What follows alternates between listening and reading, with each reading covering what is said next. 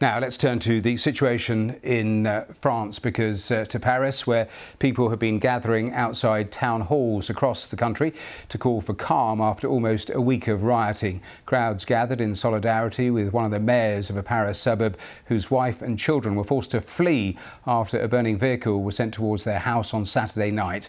It was relatively calmer on the streets of France last night, with around 150 arrests compared with more than 700 the night before. But pressure on the government continues. Well, let's go live now to our correspondent Tom Simons. And Tom, you're there in terms of today's rather more peaceful protest. Just describe what's been happening in the last half an hour or so. Well, Matthew, we've walked through the streets of this town, Les Roses, and we've walked with the mayor of the town, Vincent Jeanbrun, surrounded by thousands of people from this town and from around the area. And they are here because it was his home, which was attacked 2 nights ago by somebody, not clear who, with a car who drove into his house. The mayor was not at home. He was at the town hall in the centre of town, but his wife and children were there, and his wife was injured in that attack. And that attack seems to have been a turning point in the events of the last week here in France. We've seen plenty of protests at night, during the darkness, smashed up cars, burnt cars, attacks on buildings, attacks on the police, attacks on the media.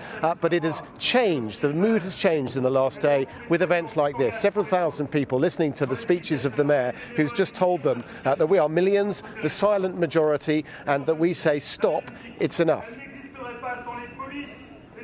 Tom, we're just watching the live pictures of that event over your shoulder. But in terms of a more general question aimed at the government and Emmanuel Macron, is there any sort of indication that the basic grievances of those protesters being policed in a different way in France, 2 types of policing, is there any indication that they are going to address that fundamental issue?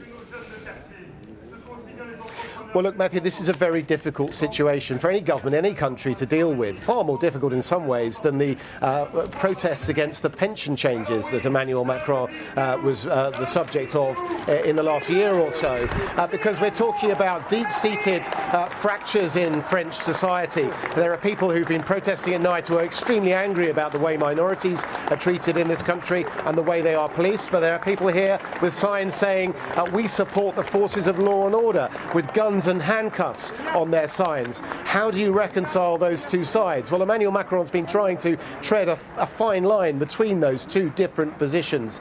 He's gone from arguing for bans on sales of fireworks at night to try to stop what's happening, to telling the parents of these young rioters, many of them young, that they should really try to keep their children inside. There have been attempts to bring in curfews to stop young people going out at night.